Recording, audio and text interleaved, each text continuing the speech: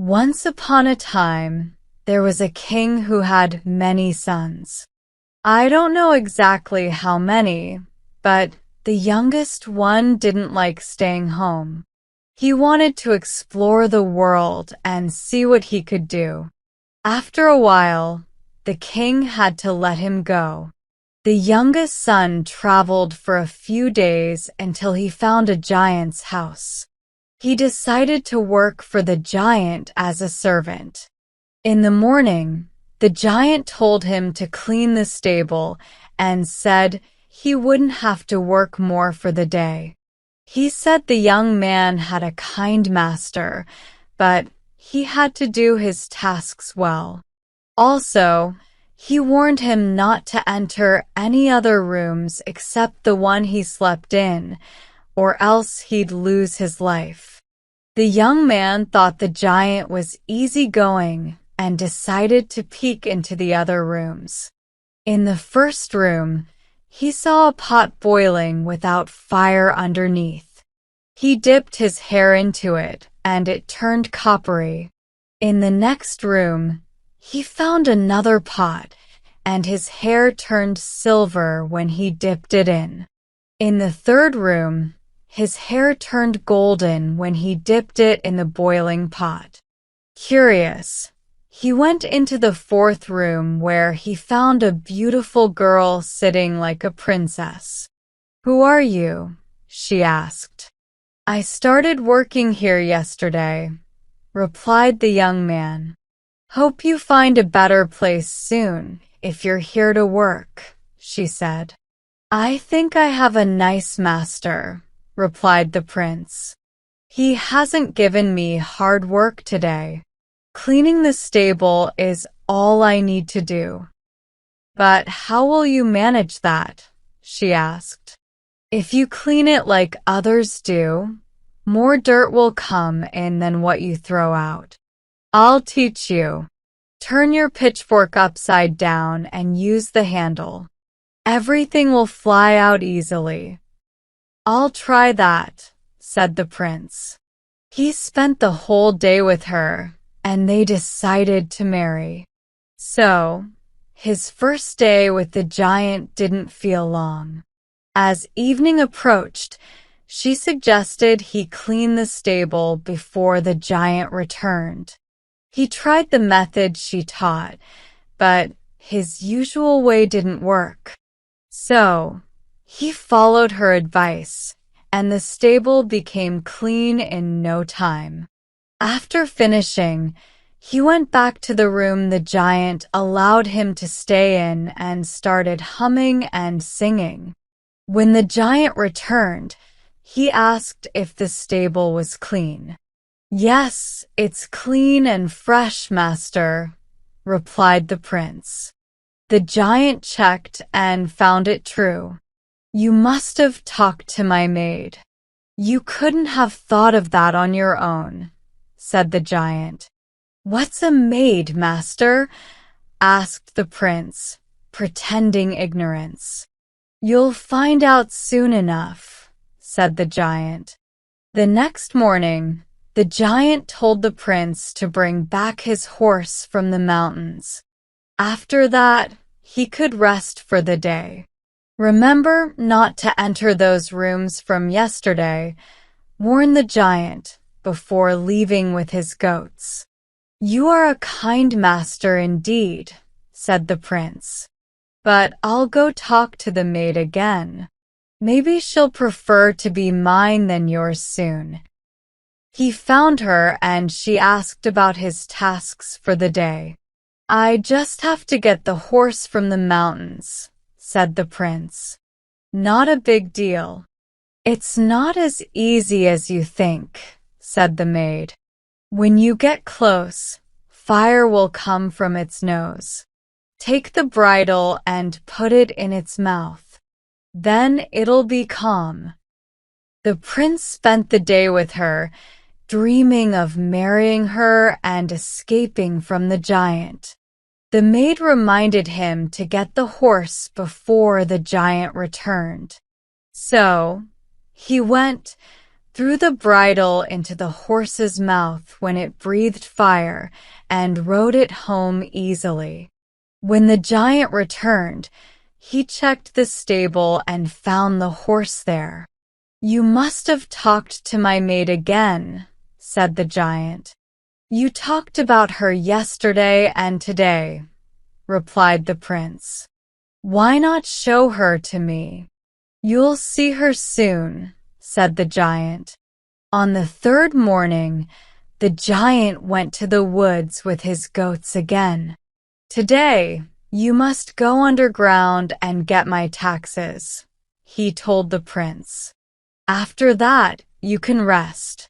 You'll see how easy your work is." And then he left. "Even though you're an easy master, this is hard work," thought the prince. "I'll find the master maid. She might help me." He returned to her and told her about his task. "You need to go to the rocky wall under the mountain ridge," said the master maid. "Take the club there and knock on the wall. Someone will come out in sparks. Tell him you're there for the giant's taxes. When he asks how much, say, 'As much as I can carry.'" The prince spent the day with her until she reminded him to go before the giant returned.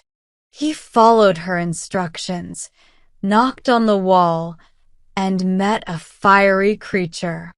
"I'm here for the giant's taxes," said the prince. "How much do you want?" asked the fiery creature. "Just what I can carry," replied the prince. "That's good. Follow me," said the fiery creature. Inside, the prince saw heaps of gold and silver. He took as much as he could carry and left. When the giant returned, the prince was singing in his room. "Did you get the tax?" asked the giant. "Yes, I got it," replied the prince when asked about the tax. "Where did you put it?" asked the giant. "It's on the bench," said the prince. The giant checked and found the bag full of gold and silver. "You talked to my maid," accused the giant. "If you did, I'll hurt you." "Yesterday and today you've been talking about her," said the prince. "I wish I could see her myself."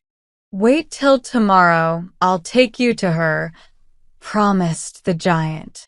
The next day, the giant told the maid to kill the prince and boil him in a cauldron. Then he fell asleep, snoring loudly. The maid cut the prince's finger and dropped blood on a stool.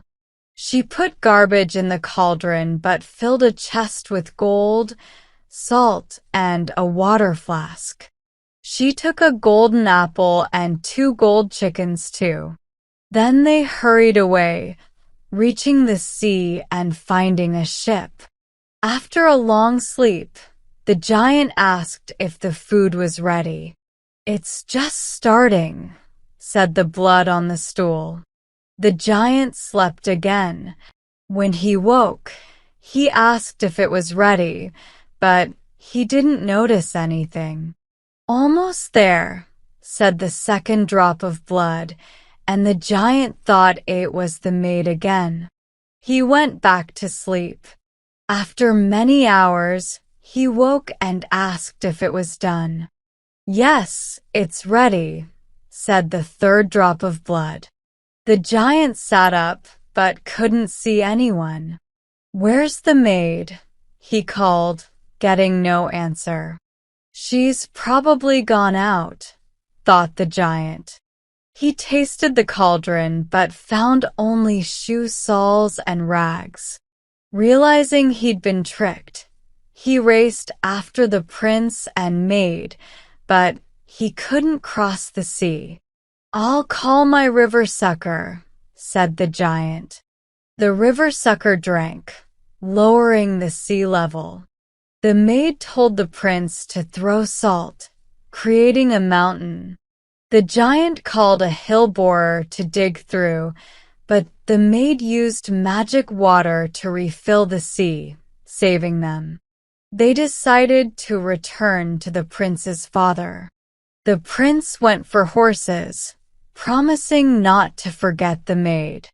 "Don't leave. You might forget me," she worried. "I won't forget you. We've been through so much," assured the prince. He insisted on fetching the horses.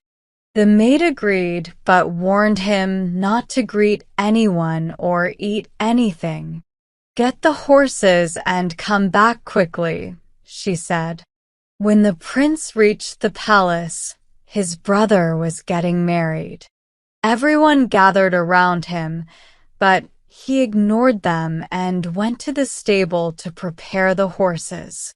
They offered him food and drinks, but he refused and focused on the horses. The bride's sister rolled an apple to him, suggesting he eat it after his journey. He took a bite and forgot about the maid and the coach. "Why do I need a coach and horses?" he wondered. He put the horses back and went into the palace. They decided he would marry the bride's sister. Meanwhile, the master maid waited by the sea, but the prince never came. So she found a hut in the woods near the palace. The old crone who owned it was reluctant at first, but the maid paid her and started to clean the hut. She threw gold into the fire, and it covered the hut inside and out. Terrified, the old crone fled and died accidentally. The next morning, the sheriff passed by and saw the golden hut and the beautiful maid inside. He fell in love and proposed to her. She asked if he had money, and he brought back a bag of gold. They agreed to marry and sat down to talk. But as soon as they sat down, the master maid remembered the fire. "I'll take care of it," said the sheriff, jumping up and going to the chimney. "Let me know when you grab the shovel," said the master maid. "I've got it," said the sheriff. "Then let the shovel hold you and pour hot coals over you all night," said the master maid. So the sheriff had to pour hot coals over himself until dawn. He ran away in the morning, looking terrible, and refused to say where he'd been. The next day, the attorney passed by and saw the shining hut. He went in and fell in love with the maid. He promised to marry her and brought a sack of money. But when the master maid said she forgot to lock the door, he went to do it.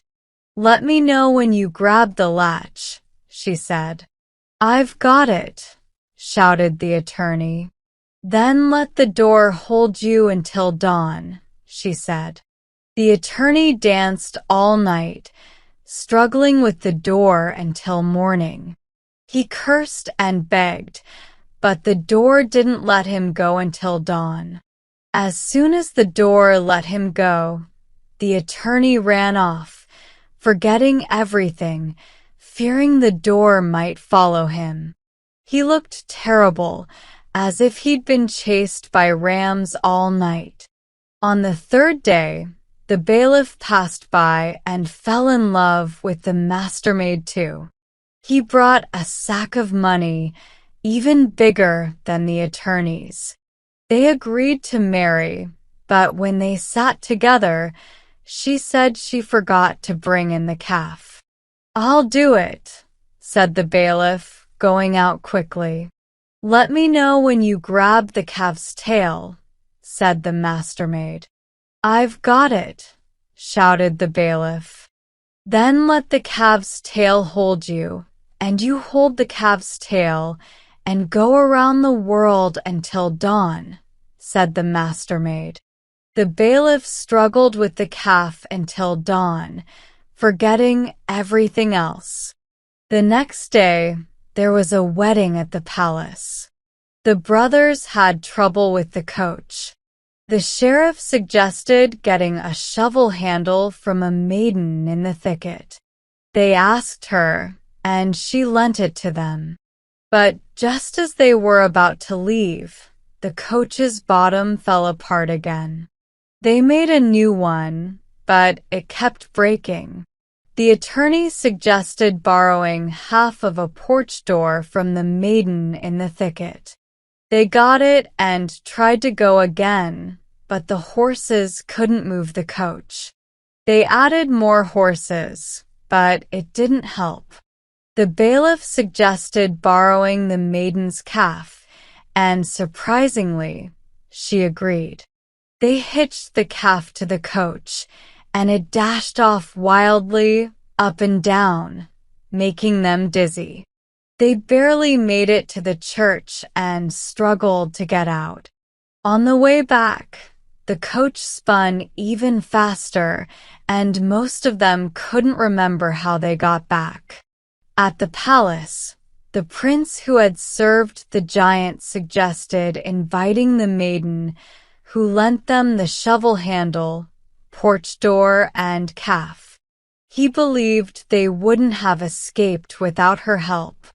The king decided to invite the maiden to the palace for dinner, but she refused, saying if the king couldn't come to her, she wouldn't go to him.